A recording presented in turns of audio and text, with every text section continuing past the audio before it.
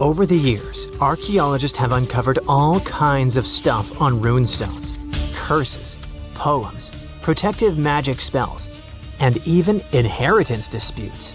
However, a newly uncovered ancient Norse artifact known as Svingerud Stone has just one word on it. Sounds boring, right?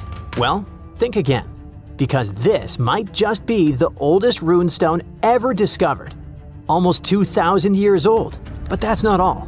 Excavations are still ongoing, and depending on what follows next, it could unravel secrets and the true meaning behind the mysterious magical runes.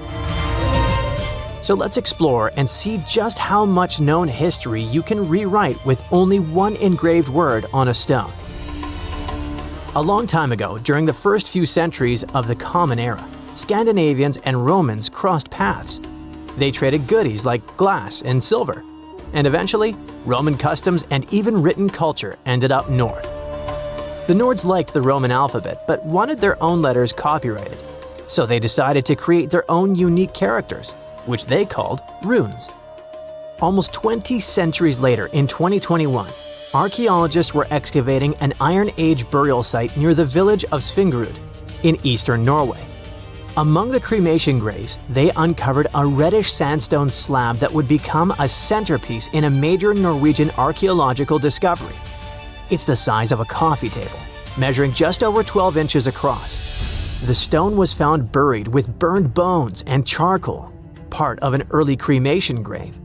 The stone had runes engraved into it, looking rough and shallow, like they were scratched with the tip of a knife or something needle-like. Runestones are not unusual. Archaeologists are used to uncovering runic inscriptions, especially in this region. However, tests show that both the burial site and the carving on the stone likely date back to somewhere between the 1st and 3rd centuries. That places it deep in pre-Viking history, centuries before the Viking Age officially began around 800 CE. That makes it one of the oldest reliably dated examples of early writing in Scandinavia. When you look at these carvings, they either look like magical symbols made to call on Nordic deities to help you, or like random scratches made by an angry man hitting a stone with something sharp. But these are real letters, crude but intentional. It's an ancient writing system used by Germanic tribes across Northern Europe. They were engraved into wood, bone, or stone. Their shapes are straight, angular lines because curves were tough to carve with the tools they had back then. When they met with the Roman Empire, rather than just borrowing Latin letters, the Germanic tribes took the idea of writing and carved out their own version. The original alphabet was called Elder Futhark. It had 24 letters. We can find them on artifacts dating from around the 2nd to the 8th century CE. Its name comes from its first 6 letters: F, U, Th, A, R, and K. Each rune probably had a name that matched the sound it made. For example, the rune that sounds like A was called Anzus. However, nobody from back then left us a memo explaining the names. In fact, the knowledge of how to read them was forgotten until 1865, when Norwegian linguist Sophus Bugge deciphered them by comparing clues. He examined later rune alphabets and ancient poems that reference the runes, like a detective sketching a suspect from scattered witness clues. For many runes, especially the oldest ones in the Elder Futhark, the meaning is still open to interpretation. They weren't common knowledge, which is reflected by the fact that only some 350 surviving inscriptions remain. This changed eventually when the Scandinavian language evolved from Proto-Norse into Old Norse, spoken by mighty Vikings. The Elder Futhark was reduced from 24 to 16 runes to reflect the changes in the language, thus becoming the Younger Futhark, which was far better spread. Runes weren't really used to write books or keep daily records. Instead, you'd find them carved on gravestones, weapons, and various tools. It's believed that people used runes to show ownership, honor loved ones who had passed away, leave short messages, or sometimes for protection or magic. In the early days, some runes probably had special spiritual or ritual meanings too. One interesting fact about runestones specifically is that they were often used for self-promotion or boasting. like an ancient social media status or a tweet posted on a wall, or better said, a stone. One such example of a runestone from the 11th century where a man named Vigmund had it carved for himself, calling himself the cleverest of men. He even added that he was a ship captain, and yes, he made sure everyone knew that while he was alive. In the Old Norse poem Havamal, Odin says he hung on the world tree for 9 nights, pierced by a spear, to gain knowledge of the runes. This goes to show just how powerful and mystical those symbols were perceived to be. It's fitting that the word rune comes from a Proto-Germanic word which can be translated as secret or whisper. There's a common saying about power being in words, and for the old Germanic tribes, that power felt like actual magic. It's also why it's important to know when this magic came to be. And the Svingerud Runestone tells us that. But it's not just when it was written, it's also what's written on it, where and why. The location where the Svingerud Stone was discovered is already a significant archaeological site. It's famous for its incredible discoveries, including the remarkable Jormunbu helmet, the only Viking helmet ever found in Norway. The stone was placed in a cremation pit, alongside the remains of an adult and a few personal items. Thanks to charcoal and bone samples, researchers can figure out how old the runestone is by using a method called radiocarbon dating. The Svingerud Stone isn't the first ancient Norse artifact with runes that archaeologists have discovered, not even close. People carved runes into all sorts of everyday objects like combs, jewelry, and knives long ago. Some of those might even be just as old. Other finds have runes, but they're often broken, loose, or don't have clear dating. However, with radiocarbon dating, scientists have confirmed that the Svingerud Stone is really the oldest runestone ever found. The writing on it suggests that it was part of a ritual and might have even been a message to the deceased. The inscription isn't long. It's just one word, Idiburg. No one knows exactly what it means. The clearest part says Idibera, and most researchers agree it's probably a name. Maybe Idibera in a genitive form, meaning of Idibera or belonging to Idibera. So this could be the name of the person buried there or someone being honored. There's a decent chance it's a female name, possibly making this the earliest known female rune inscriber in history. But researchers now believe that the Svingerud Runestone is a part of a bigger monument. They found more than a dozen sandstone pieces scattered across several graves at the site, and when they assembled them in the lab, they fit together like a puzzle. This suggests they all came from one single upright stone. The main piece with the inscription was found in one grave, but other similar pieces were buried in nearby cremation pits. Archaeologists think it was broken and reused in a ritual, maybe to connect different people or generations who had been buried there. Instead of just marking one grave, it might have first been a memorial and was later put back into the other graves as a symbolic act. Some even speculate that the runes might have been carved by different hands throughout various time periods. The Svingerud Stone might be small, but as the oldest runestone ever found with a secure archaeological context, it could be the key to how writing first took root in Northern Europe. This Norwegian archaeological discovery proves that runes were already tied to ritual, memory, and maybe even women. And if it's just a fragment of a larger monument, we've only seen part of the picture. Ancient Norse artifacts like this reshape what we know about pre-Viking history.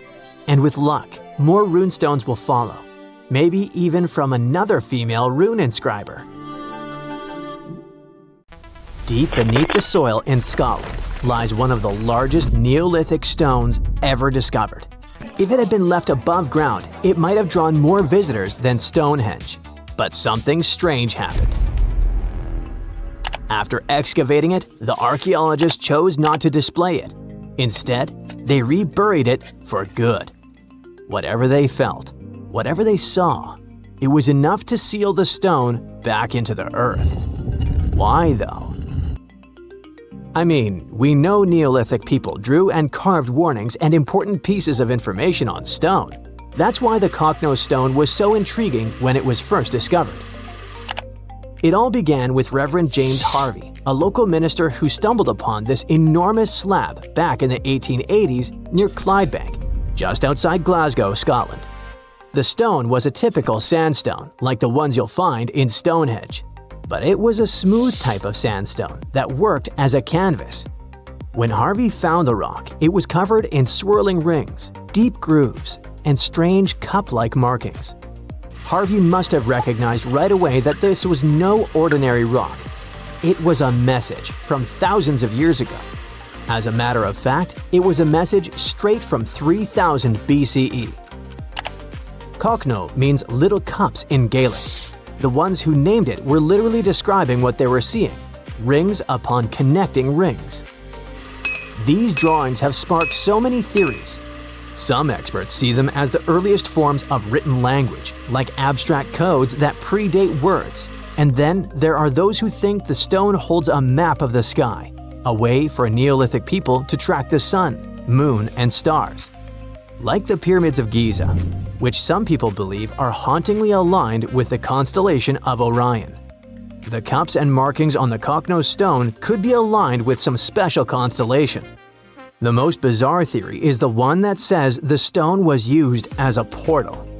One of the scientists says that locals believed that the drawings could indicate this was a place to be reborn, a place where people could sink into the earth, only to be born again.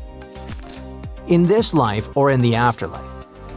If that were true, maybe that's why they hid it, right?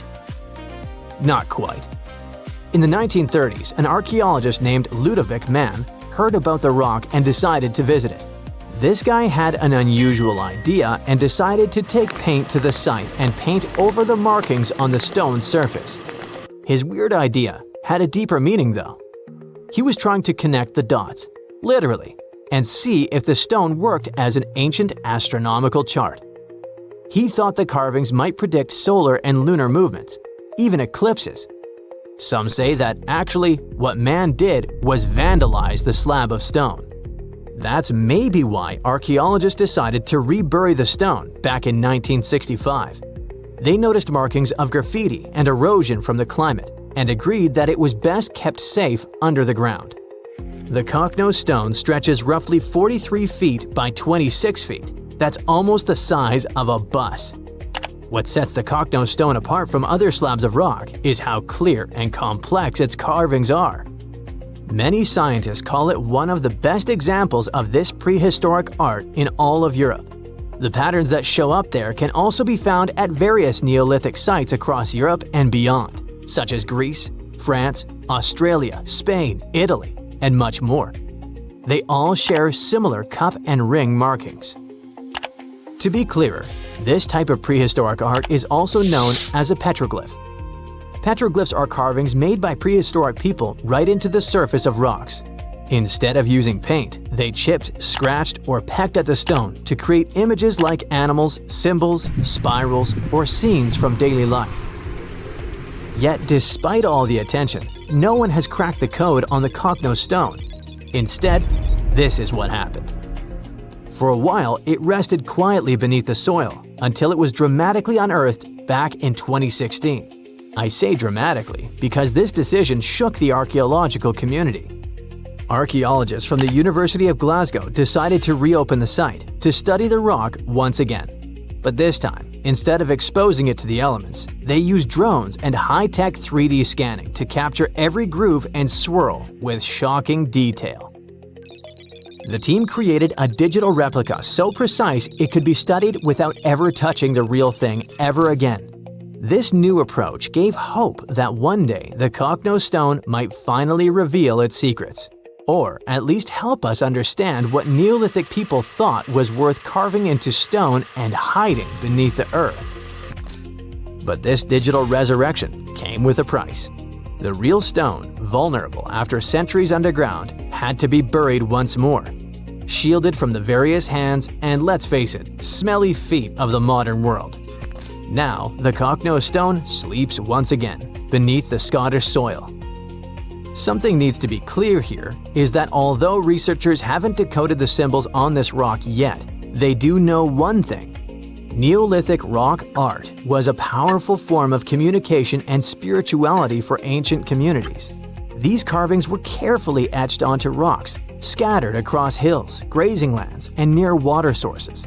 They likely served practical purposes such as marking important locations or guiding seasonal movements, but their significance went far beyond that. For Neolithic people, these carved stones were deeply spiritual, acting as connections to ancestors, natural forces, and sacred landscapes. The rocks carried meaning as part of a larger relationship between people and their environment. They helped turn the landscape into a living map of both everyday life and spiritual belief. That's probably why we find it all over the world. On the subject of mysterious rocks, we need to talk about these petroglyph-filled rocks that also actually sing. I want you to meet the Kupgal petroglyphs, which are located in Bellary district of Karnataka, India. This Neolithic or Stone Age site was first discovered in the late 1800s, lost, and then rediscovered in the early 21st century. These petroglyphs were carved into the dark surface of dolerite rock. Different from the soft and tender sandstone, the dolerite rock is a hard, dark volcanic rock formed from cooled magma. This fascinating rock art focuses mainly on cattle, specifically the long-horned humped variety we still see in the region today. These aren't just random doodles. Some of the cattle are drawn solo, while others appear in scenes facing off against each other, being ridden by human-like figures or surrounded by people with bows and arrows, maybe representing hunting or capture.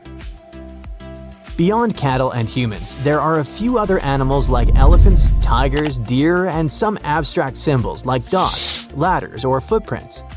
But there aren't big narrative scenes. The most interesting thing here is that Kupgal, apart from being visually expressive and super important, also sings. Among its most unique features are the so-called rock gongs. These rock gongs are boulders with natural cup-like depressions that ring out like bells when they're struck with smaller stones, often called a hammer stone. What happens is that instead of emitting a dull thud, the rock sings. It's like Earth's own xylophone. This is a real phenomena that can also be found in other parts of the world. These so-called musical rocks emit resonant metallic tones that can be heard for hundreds of feet. Most rocks, when you hit them, don't produce sound because they absorb energy. But certain types of rocks, usually the harder ones, are more dense and at the same time elastic enough to vibrate when they're struck. In many ancient cultures, sound was used for more than mere entertainment. For many cultures, sound was used as a bridge to the divine. So researchers suggest that these gongs might have been used in spiritual ceremonies and gatherings. This wild story began when a Reddit user shared his truly bizarre find online. After he posted a gold glowing rock he thought might contain uranium, the internet went nuts. But we need a backstory. It'll make everything even more exciting. Garrett Tennis, a 25-year-old man from New Hampshire, explained that it all started around 30 years ago when his dad visited Ruggles Mine. He found an amazing rock. It glowed like a neon sign when he shined a UV flashlight on it. No wonder he thought it must be something special. So he took the rock with him and hid it under his father's shed. Fast forward to the present time. Garrett and his dad decided it would be fun to check out his grandfather's place to see if that rock was still there. Well, yes, it was still there. So Garrett took that glowing rock home. He was super excited to put it to the test. He grabbed a Geiger counter, that's that cool gadget that measures radioactivity, and then he made a mind-blowing discovery. The Geiger counter hit a staggering 3,000 counts per minute of radiation, which is way above normal levels. Now, let's put this in perspective. A reading of 100 CPM is considered a warning level. So when Garrett saw 3,000 CPM, he knew he was dealing with something serious. Those CPM measurements tell you how many radioactive particles are floating around. While our bodies can handle low radiation levels, long-term exposure can really increase the risks of terrible illnesses. Well, later, Garrett learned that the rock contained a substance called gumite. That's a radioactive material made up of uranium and other radioactive stuff. The real danger comes from touching the rock and then accidentally inhaling or swallowing dust from it. That's when things can get really serious. Since finding it out, Garrett has been super careful to keep himself and his family safe from that glowing menace. But let's get back to that Reddit post Garrett made. It set off a heated discussion. One Redditor wrote that the rock might be uranium ore. He told Garrett to be super cautious. They pointed out that while uranium emits particles that can't really penetrate your skin, the real danger comes from the particles getting inside your body. And since the rock was described as crumbly, there probably was a risk that those particles could become airborne, leading to serious health issues. Well, the tension was rising. Then, the CEO of a uranium mining company explained to Newsweek that while 3,000 CPM was a high reading, it was not unusually harmful to people. Such levels are like those of the rocks you'd find at uranium exploration sites. Well, that was a relief. But this staggering discovery can serve as a powerful reminder to always be cautious with weird finds. Whether it's a glowing rock or something odd you spot outdoors, you never know what you might be dealing with. Some beautiful things hide fatal dangers, like this mineral. Chalcanthite dazzles with its brilliant blue hue. Just look at it. Has it come from the stars? Nope, it has an earthly origin. It's just a hydrated, water-soluble copper sulfate, and it serves as an especially important source of copper ore. At the same time, when this stuff encounters moisture, it can dissolve and recrystallize. And no one wants this, since it can potentially lead to copper poisoning of the entire area. Plus, keep in mind that it's toxic to people. Well, there's 2 strikes right there. Or look at this beauty, stibnite. It looks like something that belongs to the Game of Thrones fantasy drama. Well, if we speak about poisoning, definitely. Stibnite is a highly toxic mineral. And still, for thousands of years, people used a paste made of this mineral in cosmetics. They thought it made eyebrows and eyelashes look better. But the worst thing? The mineral was also used to craft eating utensils. You can probably predict the outcome. Poisoning. The next perilous material on our list is arsenopyrite. It's an iron arsenic sulfide with a slick metallic steel look that's bound to catch your eye. But, of course, it's not as innocent as it seems. Mostly found chilling in hydrothermal vents, it often hangs out with gold deposits. Now, here's the worst thing about arsenopyrite. When it gets exposed to air and water, it oxidizes, and then boom, soluble arsenic floods into the environment. It wreaks havoc on ecosystems and is toxic to humans too. Well, next up we have galena, your go-to material if you're looking for lead, one of the world's most important ores for producing stuff. It's got a cubic structure, which makes it look cool. As a bonus, it's also a solid source of silver. Now, you can handle galena without any problems, but as long as it doesn't break down into lead dust, because that dust is toxic. If you breathe it in or swallow it, say goodbye to your health. Lead poisoning is no joke. Moving on to the nightmare fuel known as hutchinsonite. This one's packing not just arsenic, but also thallium and lead. Thallium, by the way, is tasteless, just like my jokes, and extremely toxic. Once, it used to be the main element in rat poison and insecticides. So yeah, we've got quite a cocktail of dangerous elements in this material. If you come across it, steer clear. Exposure might literally be fatal. Anyway, look at this rock. It's so pretty. Well, don't let the enchanting orange-yellow color fool you. Orpiment, which is the name of this mineral, is life-threatening. This arsenic sulfide mineral pops up in hydrothermal vents and hot springs. Shockingly, people once used it medicinally in ancient China and even tried to alchemize it into gold. Spoiler alert, it didn't work, and they probably just ended up with arsenic poisoning. When orpiment gets mixed with oxygen, it releases arsenic. So if you ever find yourself close to this beauty, well, think twice.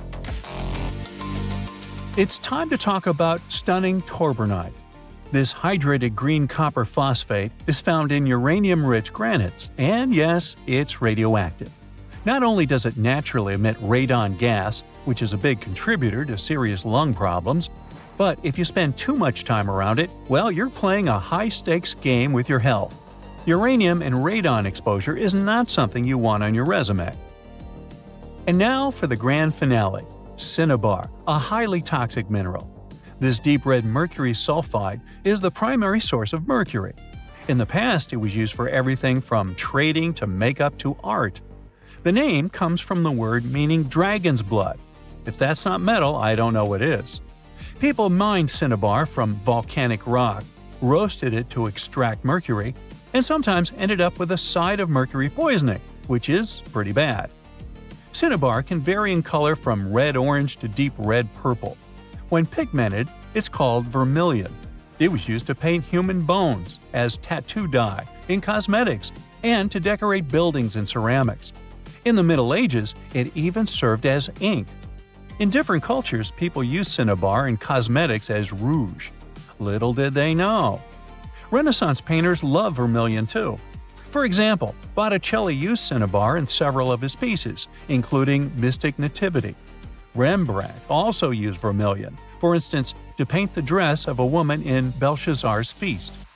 Now, of course, using cinnabar comes with risks, because when this material gets heated up, it releases toxic mercury vapor. When encapsulated in oil paint, it is less hazardous than in water-based paints like egg tempera. And please avoid using cinnabar or vermilion in dry forms, such as pastels, even with good respiratory and skin protection. The residues of this pigment can pose serious health and environmental risks. And now, here's a fun, or not-so-fun, fact for you. Do you know Artex, the textured coating that used to go on ceilings and walls? Well, it contains asbestos. From the 1950s to the 1980s, that bumpy stuff often had up to 3% asbestos mixed in. Now, asbestos is dangerous if it breaks down because those tiny fibers can get into your lungs and cause all kinds of bad problems. Most manufacturers stopped using asbestos in the early 80s. But if your home was built before 1999, there's a chance it's still hanging around. So don't go drilling or sanding that stuff without getting it tested first.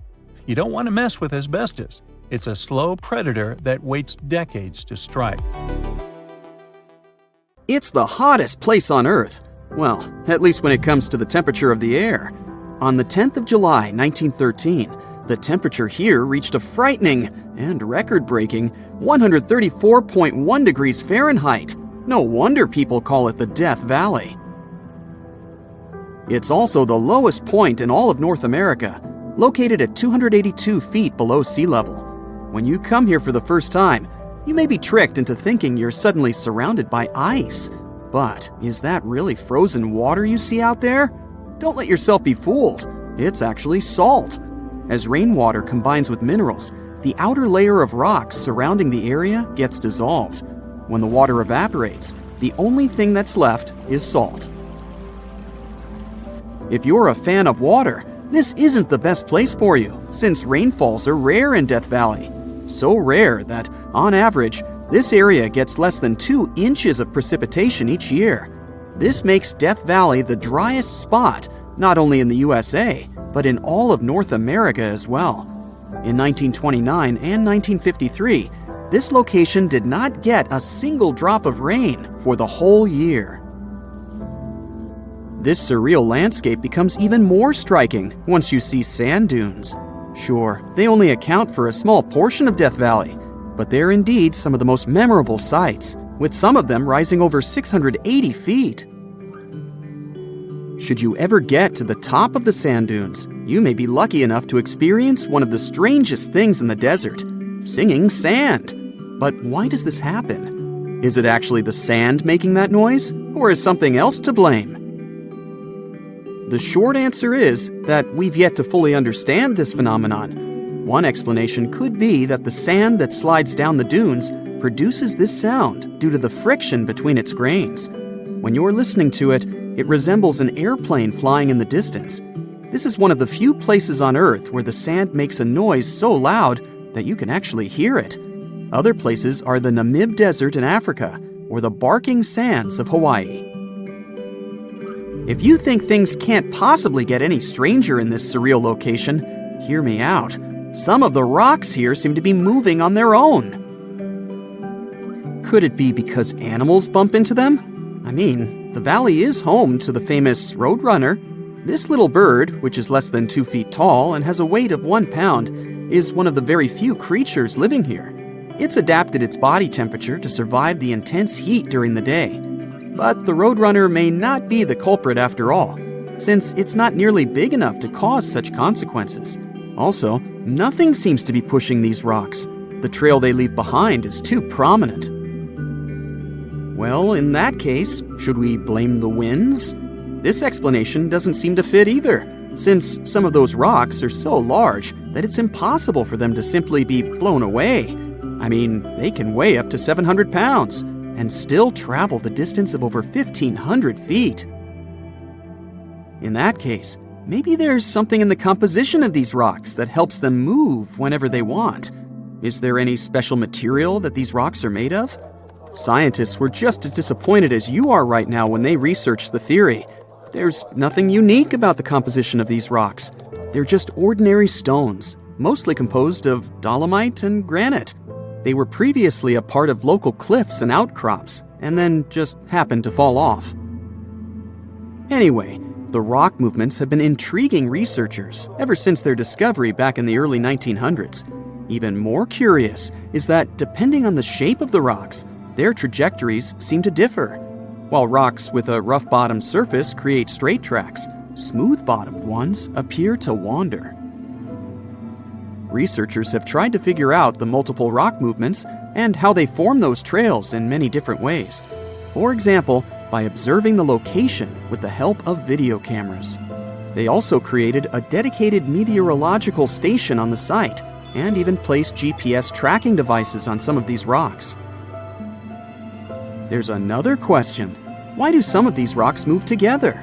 Regardless of their shape and size, some of them appear to leave parallel tracks. It looks like they're just following the same direction, taking the same turns and curves while they move. I mean, these rocks don't just happen to be going to the same party, am I right? Only in 2014 did scientists manage to actually capture the movements of the rocks on tape. Until then, nobody had seen these rocks moving. People were just intrigued by the mystery of the marks left behind.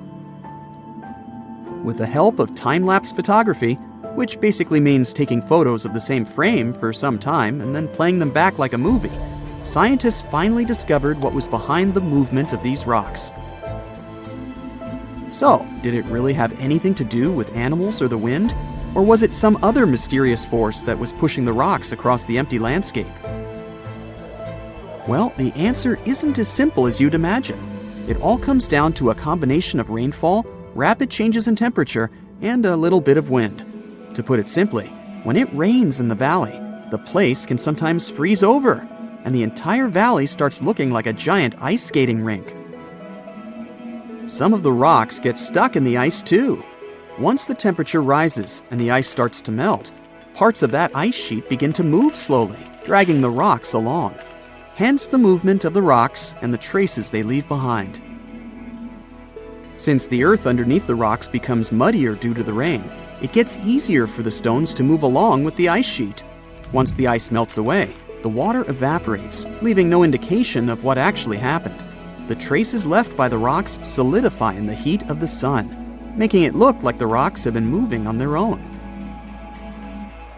What made it difficult for scientists to crack this mystery was the fact that the ice sheet that helps these rocks move is very, very thin. It needs to be large enough in terms of its overall surface, but thin enough to evaporate really quickly, leaving no sign that it was actually there. Anyway, despite the desert's name, there are a lot of creatures wandering around this location. Even fish. I know, fish in the desert, right? Well, surprisingly, there are 6 species of fish that can survive there, despite the salty waters and difficult conditions. One of these resilient species of fish is the devil's hole pupfish. It only lives there, in the water whose temperature can rise up to a staggering 93 degrees Fahrenheit. Because of the temperature and oxygen concentration, no other species of fish can make it. But it's not just fish. There's actually quite a variety of wildlife in the desert. It's home to more than 50 species of mammals and even several types of reptiles. You'll find here such animals as coyotes, kit foxes, bobcats, and mountain lions. Among smaller species, you'll be able to spot rabbits, squirrels, bats, tortoises, rats, and mice. Some of the animals living here needed to adapt to the harsh conditions and came up with really creative solutions, like the jackrabbit, for example. It uses its oversized ears to help it stay cool during the intense summer heat. Kangaroo rats also have a unique trick up their sleeve. They can survive with almost no water at all. How? They can get all the necessary water from the food they eat. Other creatures, like tortoises, use hibernation. For up to 9 months each year, they rest to protect themselves from the extreme conditions of the desert. Imagine working 7 days a week on a large-scale construction site. You, along with thousands of others, carry millions of stone blocks and put them on top of each other according to a complex system. You work without modern construction equipment. You have no air conditioning or constant access to water. It's so hot outside that you can fry eggs on the road. You've been building the pyramid for decades, and now, when it's finally done, you enjoy the result of the colossal work of thousands of people. You're looking at a giant cultural monument of global value that will freeze in time and amaze people for tens of thousands of years. A few thousand years have passed. People in the 21st century see the pyramids and are like, "Wow, I can't believe humans have built this." Yeah, the people who built the pyramids wouldn't have appreciated such a theory. But actually, there are reasons to believe that people built it using some fantastic technology. From the outside, it seems the Great Pyramids are just big triangles of stone. People just put some heavy blocks on top of each other, and that's it. In fact, the design seems too perfect to be true. The pyramid consists of more than 2 million blocks. They lay so close to each other and are so even that you couldn't squeeze even a thin sheet of paper between them. Scientists still can't figure out the exact technology for building the Egyptian pyramids. One of the biggest and most famous is the Great Pyramid of Giza. This huge construction, well known all over the world, has one big secret. There should be a capstone on top of the pyramid. It's a triangular-shaped stone block, a small pyramid on top of a huge one. It's also called a pyramidion. The builders of ancient Egypt made it out of granite and limestone and covered it with gold. No records or old drawings prove that there was a pyramidion at the top of the Great Pyramid of Giza. But there's another ancient Egyptian structure with such a triangle, the Red Pyramid. It was built before the Great One, and its capstone has survived to this day. Archaeologists have found and reconstructed it. But where could the capstone of the Great Pyramid be? It's a mystery that still has no answer. Some are sure that some thieves have stolen it from the top. Maybe they just climbed up and pushed the pyramidion down. It makes perfect sense. The capstone was probably the most valuable element of the pyramid. Many scientists and archaeologists still don't know its exact purpose. Some believe that this peak covered with gold glorified the pharaohs. The capstone reflected moonlight at night and illuminated the entire space around it. During the day, the capstone reflected sunlight with its shiny surface. You could have noticed it from afar. The top of the pyramid was a kind of guiding star for lost travelers. All other stone blocks of the pyramid consist of limestone. People polished them to make them look shiny. In the past, they were even glowing and reflected light. You could see glowing pyramids from space, although they looked like tiny lights. Over thousands of years, winds, sandstorms, and rains have changed the pyramid's appearance. If people had taken care of them all this time, they would have looked like something out of science fiction movies, or the pyramids from Las Vegas. But unfortunately, we will never see their original appearance. Some archaeologists and scientists believe that the capstone could absorb the sun's energy and distributed evenly throughout the pyramid. No one knows precisely why the Egyptians needed this technology. There's a theory the pyramids are ancient energy systems. The pharaohs applied this energy to use some unique technologies that were more advanced than all the achievements of the 21st century. And the triangular shape of the pyramids was ideal for boosting this electromagnetic energy. In theory, solar radiation, or electromagnetic forces, accumulated at the top of the pyramid, filled the inner rooms, and then went down the walls to the base. Any surface distortion could prevent the flow from spreading, so they had to create a perfectly smooth surface. That's why they installed the blocks so that nobody could squeeze a needle or razor blade between them. Many people believe in this theory because they built the pyramids from limestone. This material can hold energy inside itself. In the inner part, they created granite deposits to cause air ionization, that is, to create an electric charge. They also dug channels under the pyramid for water to transmit electricity. And at the top, they put a gold capstone, the best conductor of electricity. So, this is how you get a great power generator. Different cultures used similar technologies to create electricity all over the world. But these are all theories. If it had been working, humanity would have used these technologies today. There are mentions of the metal industry, chemistry, engineering, physics, mathematics, and astronomy in some ancient records. Most scientists don't believe in all these things. We know the detailed stages of the technology's development in different cultures. In the 21st century, scientists, historians, and anthropologists can track the evolution of all modern devices. If people had created some technological inventions in ancient times, the history of the world would have looked different. Perhaps all the achievements of antiquity could have been wiped off the face of the earth by global cataclysms, and it can happen to us. Just imagine how people would dig up a laptop in 5,000 years. Perhaps they wouldn't understand what kind of device it is. Another Egyptian wonder surrounded by mystery is the statue of the Sphinx. The Egyptians carved it out of a single massive piece of limestone about 4.5 thousand years ago. But scientists still don't know the exact date of its construction or who built it. People painted the Sphinx in different colors, so it looked much brighter and more vivid in the distant past. It was shining just like the Great Pyramids. Anyway, time hasn't only changed its appearance, but its name too. Initially, the Egyptians called it Horemheb. The Greeks renamed it the Sphinx about a few hundred years after it had been built. The Sphinx emphasized the greatness of the rulers of Egypt. It also performed a symbolic function of a watchdog guarding the tomb of the pharaoh and the paths leading to it.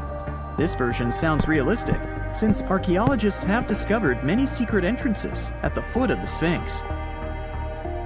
Perhaps these rooms and intricate tunnels lead to underground halls with treasures. And treasures don't always mean gold and jewelry. According to legends and theories, the Sphinx guards the Hall of Records, the storage of all humankind's knowledge. The information about the ancient mythical state of Atlantis could be there. You can find many detailed maps of the internal dungeons of the Sphinx on the internet. They show structures 12 stories deep under the statue. It looks like a small city filled with gold, scrolls of knowledge, and various ancient artifacts. But don't believe all these maps. These are just theories. Several thousand years have passed, but people have very little information about it. Archaeologists know that there are still many strange and exciting things about the Sphinx that are still undiscovered. Some locals are afraid to research because they believe they can awaken something terrible from the underground depths. Therefore, it's mostly scientists from other countries who conduct the excavations. In 1998, scientists discovered strange tunnels leading to empty rooms under the Sphinx. They realized that some people tried to get there through tunnels in the past, and maybe those people took all the treasures that were there. One of the legends says that some powerful artifact lays beneath the Sphinx. Its technology can change the whole world. but the locals are hiding it because it can damage the planet. Some believe that you can find evidence of unknown technologies painted on the granite walls in the pharaohs' tombs. But most likely, these paintings and signs tell us the myths and legends of ancient Egypt. But what if Egyptian symbols and drawings are detailed instructions for using ancient technologies? What if the locals that lived at that time thought, people in the future won't be able to get energy themselves. Let's leave some detailed instructions for them. Anyway, there are many riddles and theories. In reality, the search for answers is a dangerous undertaking, since it's not easy to get into the underground halls. Excavations can ruin the structure of the entire Sphinx. Any person inside the tunnels may get lost and never be able to find their way back. Besides, it costs a lot of money. Now, what would be awesome is if people could invent some device that could scan underground areas and show their detailed models.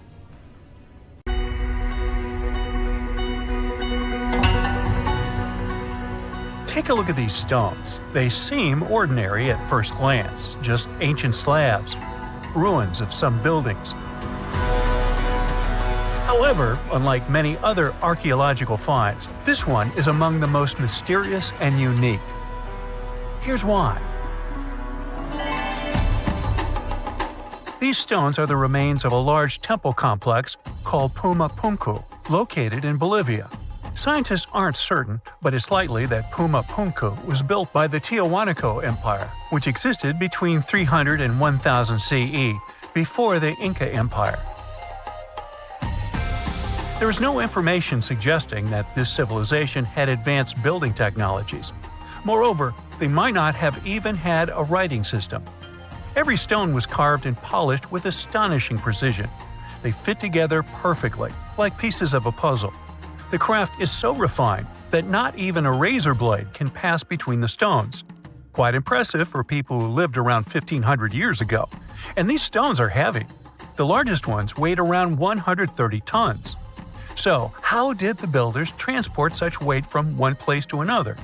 Scientists suggest that this civilization did not know about the invention of the wheel.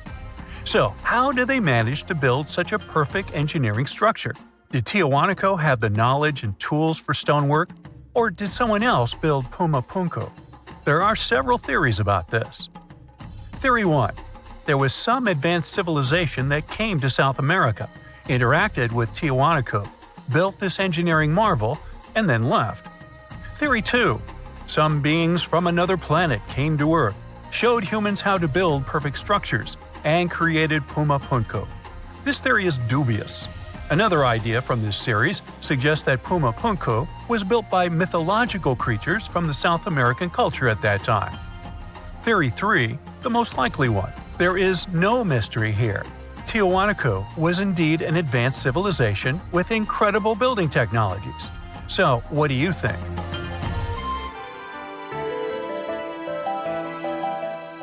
Okay, we've seen some pretty rectangular stones used for building a temple. How about perfectly round stones for studying the starry sky? Or for some other purpose, it doesn't matter. So, welcome to Costa Rica. In the south of this country lies the so-called decaspheres. These are large, heavy, round stones created in the pre-Columbian era, around 600 CE. Now, each stone is made from a unique type of rock formed from cooled magma. In other words, someone waited for a volcanic eruption to end and for all the magma to cool, and then took all this material and carved these spheres from it. But how did they achieve such a perfect shape? Scientists suggest that people used small stones to grind and carve the cooled magma. Some specialists think that the stones were made for navigation. They could have indicated the way to certain places. Another theory claims that the deca squares were used for astronomy. No one knows for sure. We may never get the answer to this question because the people who knew the secret of the stones disappeared after the Spanish expansion.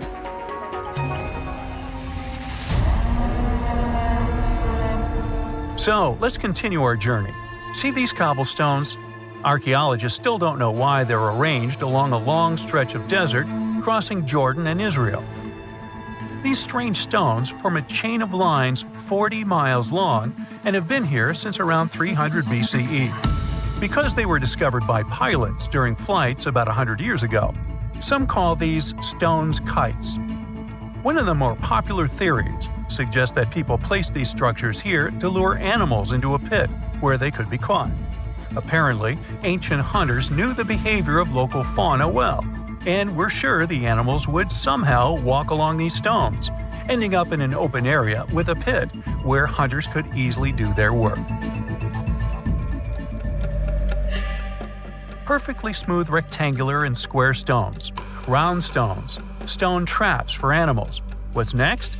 How about a stone canvas or stone painting? To see this ancient artifact, we'll travel to Glasgow, Scotland, where archaeologists unearthed a stone slab created about 5,000 years ago. It is called the Cockno Stone. The slab measures 43 by 26 feet, about half a basketball court. And this entire area is filled with strange swirling patterns that scientists call cup and ring marks. But what do they mean? As usual, scientists don't know for sure. But one theory suggests that the inscriptions on the stone are somehow related to astronomical phenomena, such as lunar or solar eclipses. Maybe it was a star map, or maybe people just wanted to create a work of art. In any case, there is another interesting fact related to the cup and ring marks. Scientists have found similar drawings in other prehistoric sites around the world. Okay, let's step away from mysterious stones and look at some other archaeological mysteries. Here is the approximate order of civilization development starting from 8000 BCE, according to scientists. First, people settle in one place and build a city or settlement there. Then they engage in agriculture, and after that, they build temples. But in 1994, archaeologists said, no, the order might have been different. What if people first built temples to worship higher mythical beings and only then built cities and engaged in agriculture? Let's go to Turkey, to the rural area of Göbekli Tepe, where in the mid-1990s, archaeologists discovered several stone pillars with carved animals on them. This ancient structure dates back to around the 10th millennium BCE.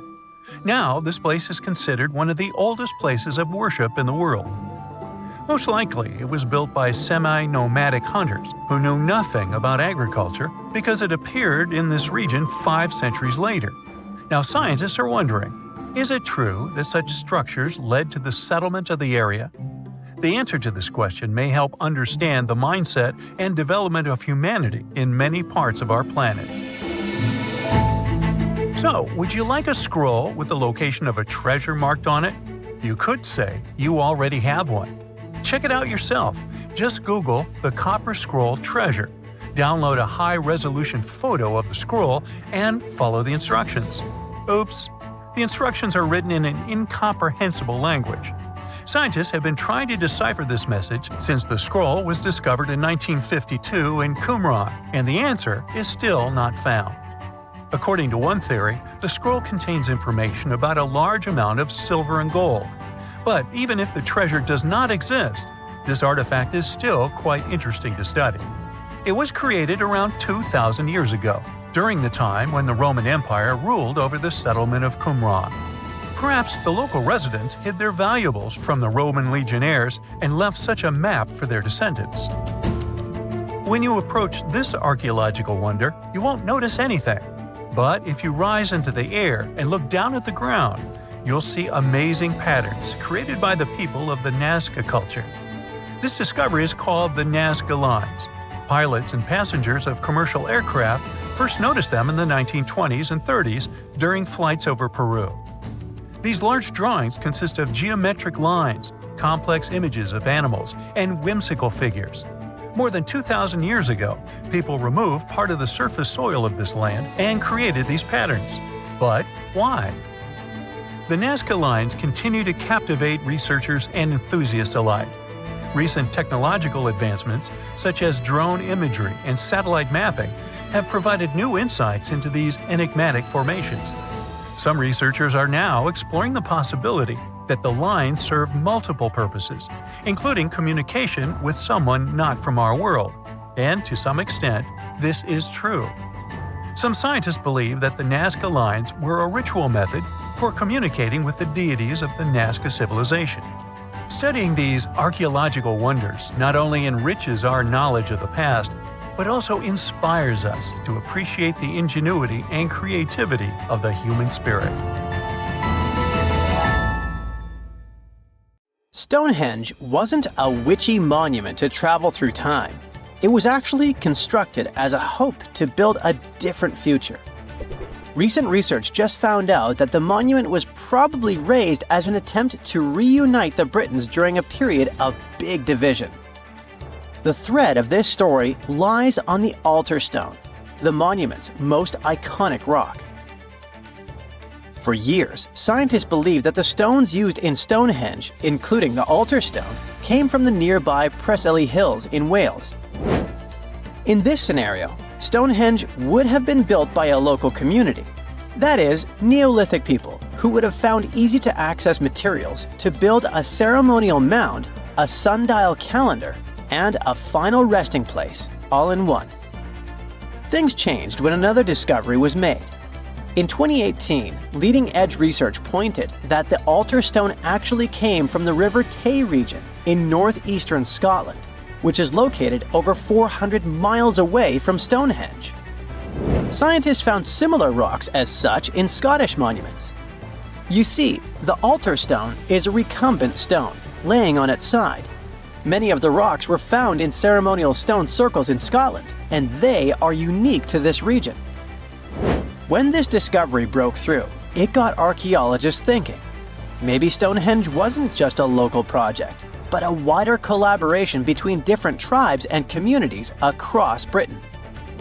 To understand this, we need to rewind to around 3000 BCE.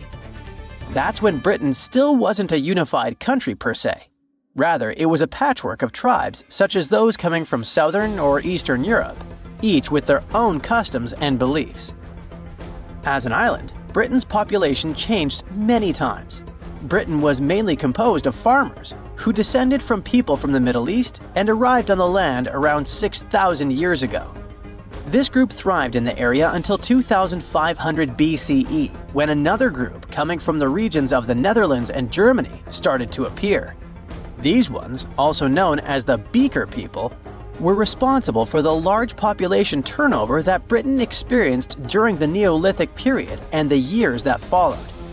The Beakers were called so because of a specific type of pottery they used to make and bury their loved ones with after their passing. It's possible that the original dwellers of the land didn't like it that their land was being repopulated. And what researchers suggest is that Stonehenge was this attempt to reunite the original Neolithic farmer population and regain some type of identity control over their land. They would have invested a lot of time and energy in bringing the altar stone all the way down from Scotland, without the help of wheel technology, for example.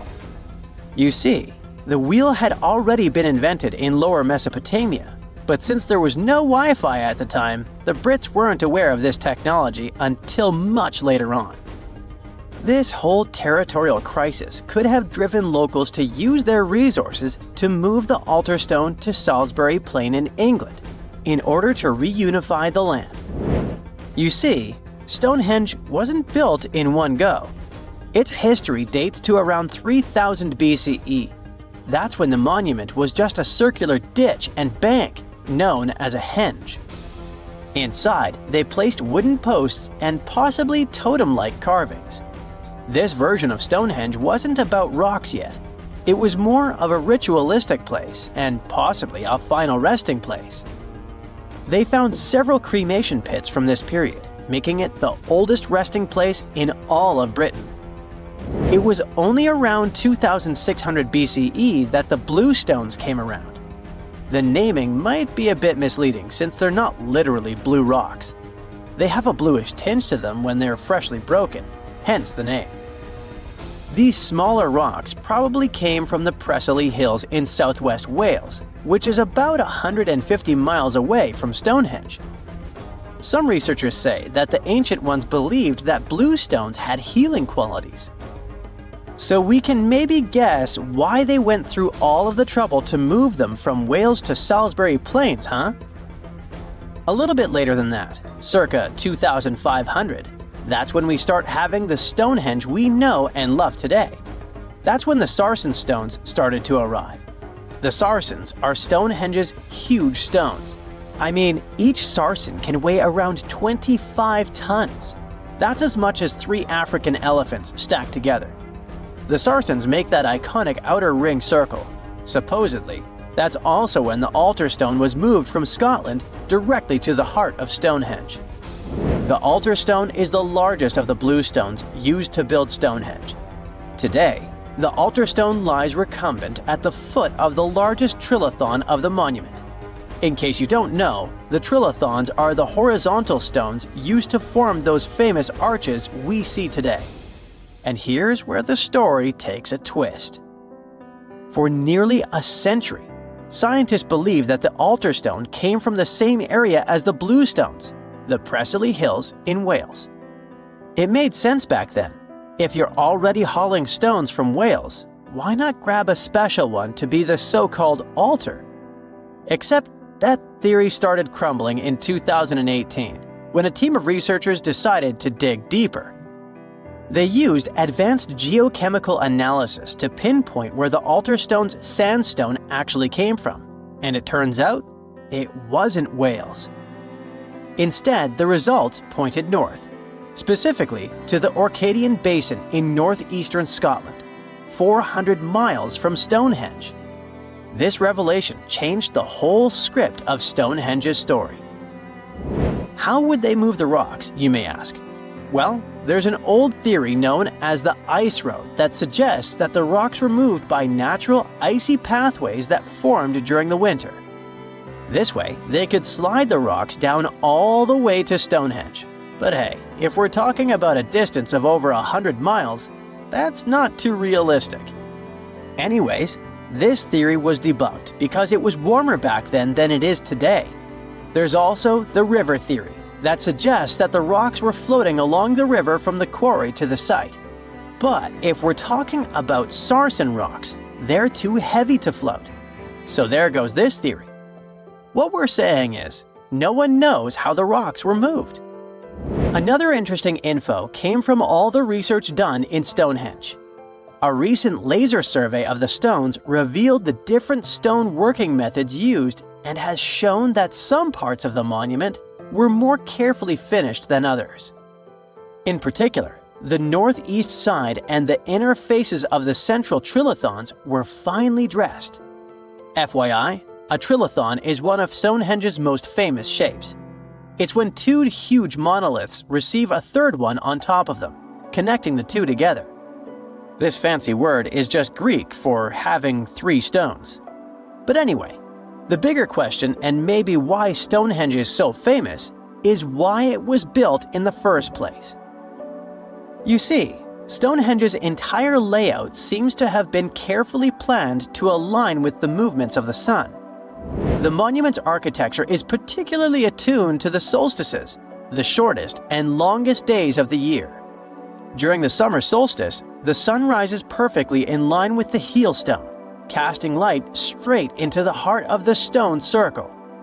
A spectacular, almost magical sight that surely wowed its ancient audience. But it's the midwinter solstice that seems to hold a special connection to the altar stone. As the sun sets on that day, its light aligns with the altar stone at the center of Stonehenge. To the builders of Stonehenge, this alignment may have symbolized more than just celestial precision. It likely carried profound ancestral and spiritual significance.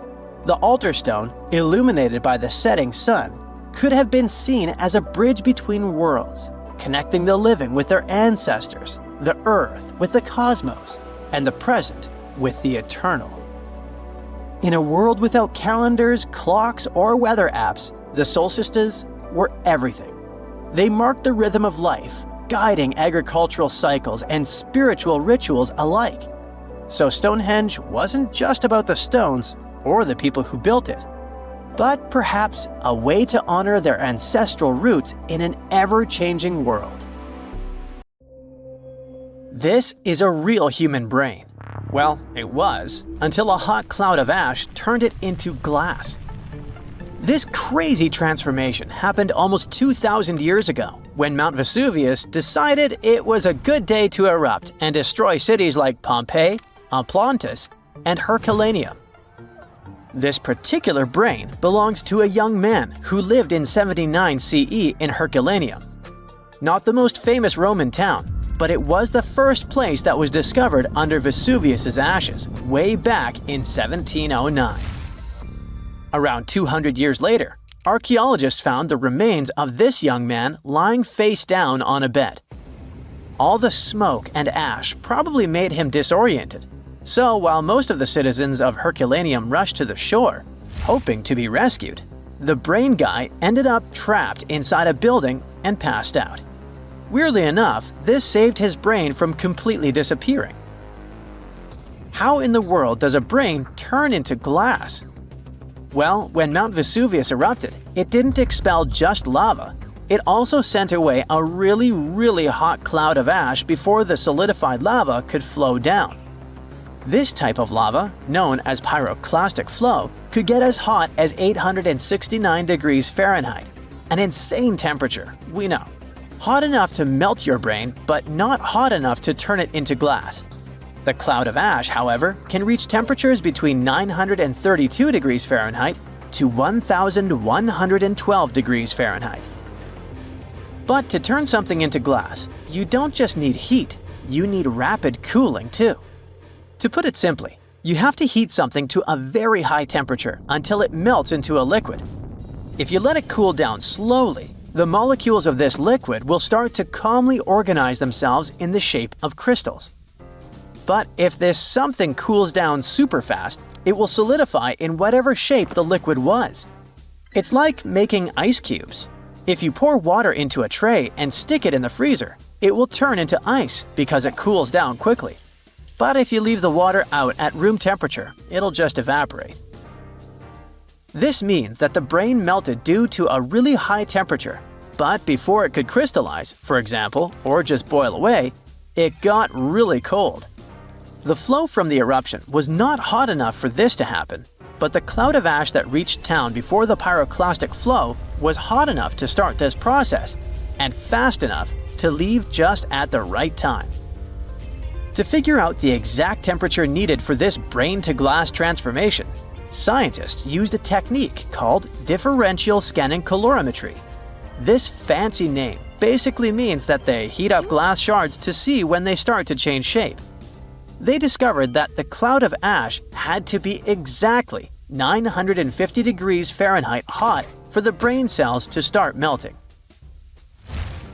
Now, remember how I said this guy was inside a building, but most of the citizens were outside? Well, those people were also exposed to this drastic change in temperature, but they didn't turn into glass because they were not being protected by the walls of a building. The protection provided by the skull surely helped our guy, but it was not enough. And since other people didn't have the same protection, their brains basically poofed. And before you ask, no other parts of his body turned into glass. You see, you need some liquid for the glass-making process to happen. The brain has a lot of water and fat, which makes it a prime candidate for the glassification process. Yes, I've just made that word up. Other organs might have contained liquid, but they weren't as protected as the brain, so they were destroyed by the heat. And bones? Well, bones don't have enough liquid, so they just remained the same. The ones that didn't char, anyway. When the brain turned into glass, it looked a lot like an obsidian stone, a type of volcanic glass formed by the cool lava of a volcano. Even the forensic archaeologist who discovered this glassified brain thought it was just a stone at first. He was studying the bones of our hero when he noticed something shining inside of his skull, right in the middle of all the volcanic ash that filled it. To his surprise, this thing was way more fragile than obsidian and smaller too, with some fragments being only a few millimeters large.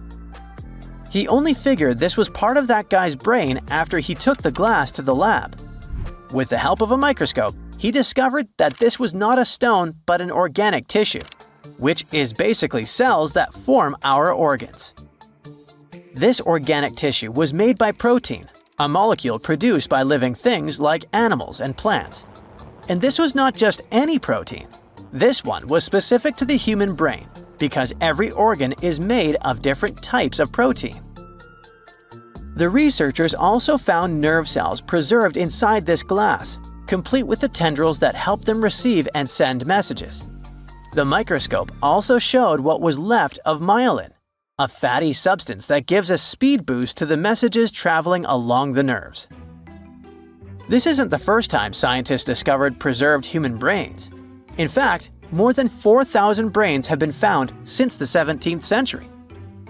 It may not look like a big number, but keep in mind that finding only the brain preserved in a skeleton while the other organs are gone is not that common. You see, the human brain is actually the first thing that decomposes when we're 6 feet under, and it usually turns into liquid. When scientists stumble upon a human brain, it's usually dried, frozen, or literally turned into soap. A brain can be dehydrated if a person perishes in a place that is very hot, like a desert. Frozen brains are found, obviously, in places that are super cold, like polar tundras. A brain turned into soap may sound weird, but the saponification process is not that rare. You need a lot of fat and oils to make soap, and the human brain is filled with this. It's a complex process, but if you find a brain that turned into soap, it must have been buried in a place that is very wet and has little oxygen. Back in 1982, for example, construction workers found dozens of human skeletons in a pond in Florida. They were all 8,000 years old, and 91 of them actually had their brains still somewhat intact. And by intact, I mean they turned into jelly soap. During the 2000s, the brains of 45 people were found in Spain, preserved because of this saponification process. This discovery helped researchers understand the chemical composition of the brains and even the weather conditions of the moment when these people passed away. Scientists also discovered two 3,700-year-old brains in Turkey that belonged to a middle-aged man and a teenager that were trying to escape an attack on their city. This time, the brains turned into charcoal because of a super hot fire. And even though their skulls preserved the brains in this state, the heating and cooling process was probably not intense enough to glassify them. But this? It's the first time in history that scientists have found a brain that naturally turned into glass. It's like finding a unicorn, but in a more scientific way. So what does this discovery mean? Well, for starters, it gives us a glimpse into the lives of those who existed such a long time ago. Secondly, it taught scientists an amazing way to preserve the human brain. It also shows just how powerful nature can be. Powerful enough to turn a brain into glass, but delicate enough to preserve it for thousands of years. So, let's give a shout out to the young man who unknowingly contributed to science. He probably had no idea that his brain would one day be the star of a groundbreaking discovery. His tragic end has given us a fascinating peek into the past.